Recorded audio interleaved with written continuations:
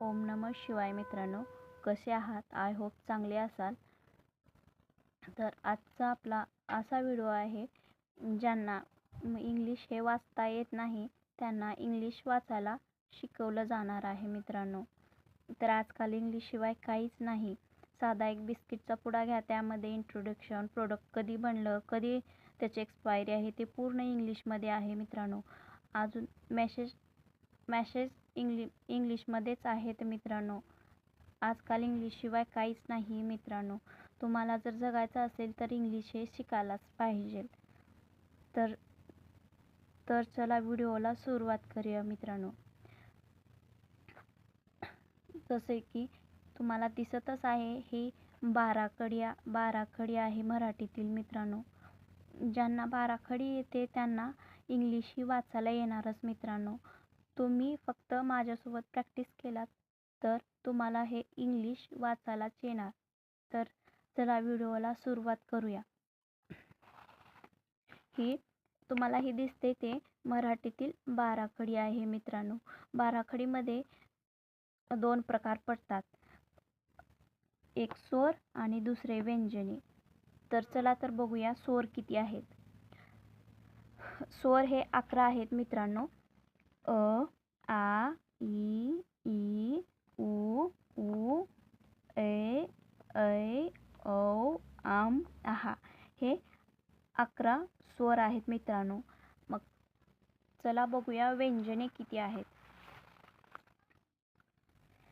क, ख, ग, घ, च, छ, झ, झ, ट, ठ, ड, ढ, न, त, थ, द, ध, न, प, फ, ब, भ, म, य, र, ल, व, श, स, ह, ळ, क्ष, ज्ञ. तर व्यंजने हे 34 आहेत. 34 आहेत मित्रांनो.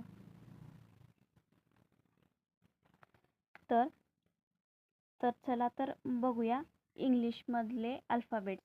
मराठीमध्ये मुळाक्षरांना बाराखडी असं म्हटलं जातं आणि इंग्लिशमध्ये मुळाक्षरांना अल्फाबेट्स असे म्हटले जातात. तर चला तर बघूया अल्फाबेट्स किती आहेत.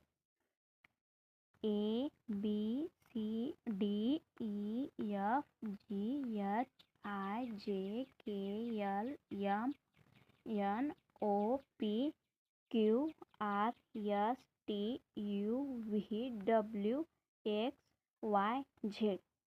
हे 26 अल्फाबेट्स आहेत. त्यामधले A, E, I, O आणि U हे व्यंजने, हे स्वर आहेत मित्रांनो. आणि 21 व्यंजने आहेत. 21 व्यंजने आहेत. तर स्वरला इंग्लिशमध्ये व्हॅवल्स असे म्हणतात आणि व्यंजनांना कॉन्सोनंट असे म्हणतात. जसे मराठीमध्ये सेमच आहे मित्रांनो. मराठीमध्ये मुळाक्षरांचे 2 प्रकार पडतात, स्वर आणि व्यंजने. तसेच इंग्लिशमध्ये अल्फाबेट्सचे 2 प्रकार पडतात, व्हॅल्यूज आणि कॉन्सोनंट्स. हे साधारण हे 2च प्रकार पडतात. फक्त इंग्लिशमध्ये वेगळं म्हटलं जातं आणि मराठीमध्ये वेगळं म्हटलं जातं मुलांनो. तर इंग्लिशमध्ये 2 प्रकार मुळाक्षरे लिहिले जातात. तुम्हाला माहीतच असेल मित्रांनो. इंग्लिशमध्ये त्याचे 2 प्रकार पडले जातात. 2 प्रकार पडले जातात, कॅपिटल लेटर्स आणि स्मॉल लेटर्स. कॅपिटल्स लेटर म्हणजे मोठे अक्षरे आणि स्मॉल लेटर म्हणजे लहान अक्षरे. तर म्हणजे पहिली लिपी म्हणजे कॅपिटल लेटर्स आणि स्मॉल लिपी म्हणजे स्मॉल लेटर्स. लक्षात आलं मित्रांनो. हे आहेत कॅपिटल लेटर असे लिहितात मित्रांनो. म्हणजे कॅपिटल लेटर्स आहेत. हे कॅपिटल लेटर्स म्हणजे ही पहिली लिपी आणि स्मॉल लेटर्स म्हणजे ही दुसरी लिपी. ही स्मॉल लेटर्स ही असे दुसरी लिपी असे लिहितात मित्रांनो. ही A B C D E F G H I J K L M N O P Q R S T U V W X Y Z. ही दुसरी लिपी आहे, त्यांना स्मॉल लेटर असे म्हणतात. आणि हे कॅपिटल लेटर्स आहेत. पहिली लिपी, दुसरी लिपी, तिसरी लिपी, चौथी लिपी असते मित्रांनो. ह्यामधले पहिल्या लिपीला कॅपिटल लेटर्स आणि दुसऱ्या लिपीला स्मॉल लेटर असे म्हटले जाते मित्रांनो.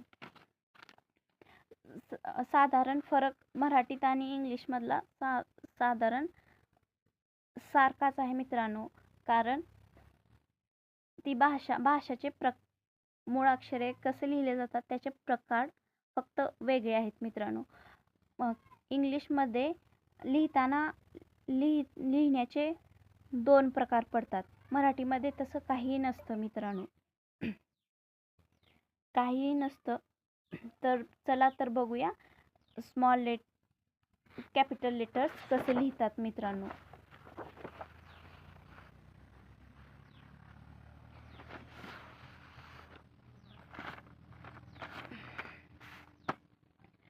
आता capital letters.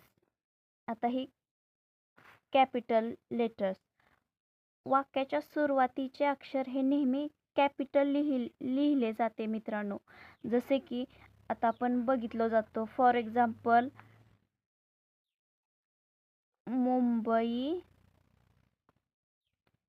Is a big city.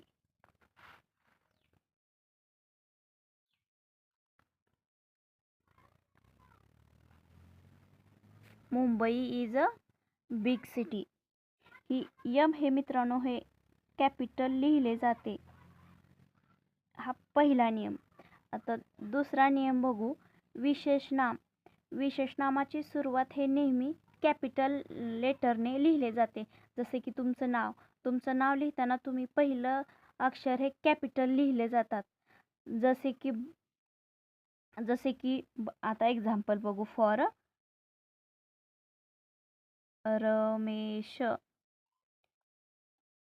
Ramesh he R हे नेहमी कॅपिटलच लिहिले जाते मित्रांनो, लक्षात ठेवा.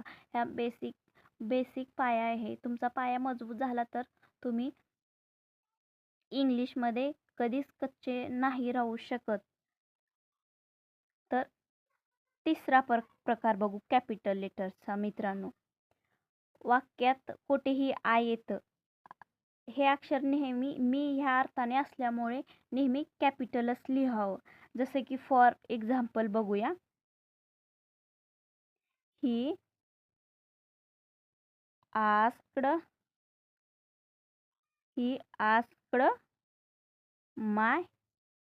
मे आय कम इन सर. लक्षात आलं मित्रांनो. हे आय नेहमी कॅपिटल लिहिले जातात, कारण आय हे नेहमी मी या अर्थाने असल्यामुळे हे कॅपिटल लिहिले जातात मित्रांनो. आणि वाक्याची सुरुवात ही नेहमी कॅपिटल लेटरने लिहिले जातात. असे लिहावे मित्रांनो. हे आपण लिहितो पण आपल्या लक्षात नसते की हे बाबा हे असं कसं लिहिलो आपण लिहितो, परंतु आपला नियम माहीत नसतात, त्यामुळे आपण कुठेतरी चुकत असतो मित्रांनो. तर चला तर बघूया स्मॉल लेटर कसे लिहितात. स्मॉल लेटर कसे लिहितात. चारगीच्या वहीमध्ये स्मॉल लेटर हे लिहिताना नेहमी ह्या 3 वळीच्या मध्ये लिहावे. ते फक्त B D F H K I T ही एवढेच वरच्या 3 वळीतच लिहिले जातात मित्रांनो. हा एक स्मॉल लेटरचा नियम आहे मित्रांनो. आणि दुसऱ्या 2 वळीत म्हणजे आता ह्या 4 रेघीच्या 4च्या 2 ह्या मधल्या 2 वळीत ACEIMENORSUVWXZ हे हे 4 रेघीच्या 2 वळीत लिहिले जाते मित्रांनो. आणि खालच्या 3 वळीत कुठले अक्षरे लिहिले जाते मित्रांनो? ही वरची एक लाईन सोडून ह्या 3 वळीत कुठले लिहिले जाते? GJPQY हे एवढे अक्षरे लिहिले जातात मित्रांनो. आपण लिहिताना कोणतीही चूक करू नका. पूर्ण बेसिक आहे. आपणाला समजेल अशा लोकल भाषेमध्ये शिकवलं जाणार आहे मित्रांनो. कॅपिटल स्मॉल लेटर हे वरच्या 3 लाईनीमध्ये एवढे असे लिहितात. मधल्या लाईनीमध्ये एवढे लिहितात आणि खालच्या 3 लाईनीमध्ये एवढे लिहिले जातात. त्यामुळे पूर्ण बेसिक आहे मित्रांनो. तर लक्षात ठेवा आणि पूर्णपणे अभ्यास करा मित्रांनो. आता मित्रांनो तुम्हाला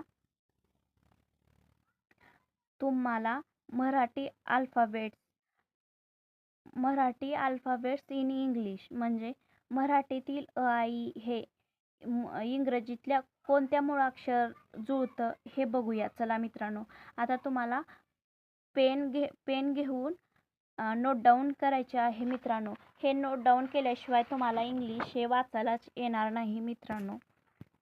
एक गोष्ट लक्षात ठेवा. आता एवढंही नोट डाऊन करून घ्यायचं आहे तुम्हाला मित्रांनो.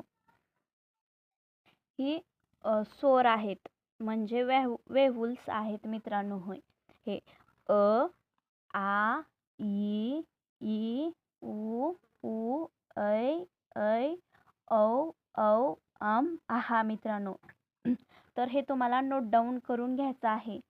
अ ला ए येतं, आ ला ए येतं, ई ला आय येतं, ई ला डबल ई येतं, उ ला यू येतं, दुसऱ्या उ ला डबल ओ येतं, ए ला ई येतं, ऐ ला ए आय येतं मित्रांनो, ओ ला ओ ला ए यू, अ ला ए एम, ला आणि अह ला ए आणि एच येतं मित्रांनो. हे झाले स्वरचे मराठी अल्फाबेट्स इन इंग्लिश.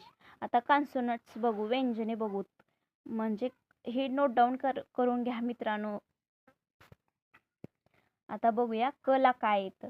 क ला के ए, ख ला के एच ए, ग ला जी ए, घ ला जी एच ए, ड ला डी ए, च ला सी एच ए, छ ला सी डबल एच ए, झ ला जे ए, झ ला जे एच ए किंवा झेड ए, त्र ला एन ए, ट ला टी ए, ठ ला टी एच ए, ड ला डी ए, ढ ला डी एच ए, न ला एन ए, त ला टी ए आणि थ ला टी एच ए, द ला डी ए, ध ला डी एच ए, न ला एन ए, प ला पी ए, फ ला एफ ए, ब ला बी ए, भ ला बी एच ए, म ला एम ए, य ला वाय ए, र ला आर ए, ल ला आर ए, व्ह ला व्ही ए किंवा डब्ल्यू ए, श ला एस एच ए, श ला एस एच ए, स ला एस ए, ह ला एच ए, ळ ला एल ए, क्ष ला के एस एच ए आणि न ला D A N Y A, D A Y A असं येतं मित्रांनो. हे तुम्हाला नोट डाऊन करून घ्या आणि परत तुम्हाला प्रॅक्टिस करायची. कशी प्रॅक्टिस करायचं आहे मित्रांनो? ठ ला काय येतं? T H A. तुम्हाला हा बेस आहे मित्रांनो.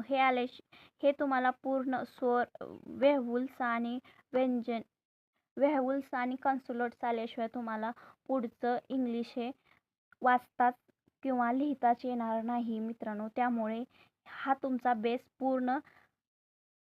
पूर्ण पाठ करून कंप्लीट झाला पाहिजे मित्रांनो. तर आता हा शेवटचा पार्ट बघूया मित्रांनो. तर मी तुम्हाला 5 शब्द दिले आहेत. हे शब्द तुम्हाला हे शब्द तुम्ही सेंटेन्स हे 5 शब्द आहेत मित्रांनो. हे 5 शब्द पाठ करून तुमच्या मित्राशी डिस्कस करा किंवा घरातील मोठ्या व्यक्तीशी डिस्कस करा. हे तुम्हाला शब्द तुमचा सेंटेन्स लिहिताना तुमचा हा पाया आहे.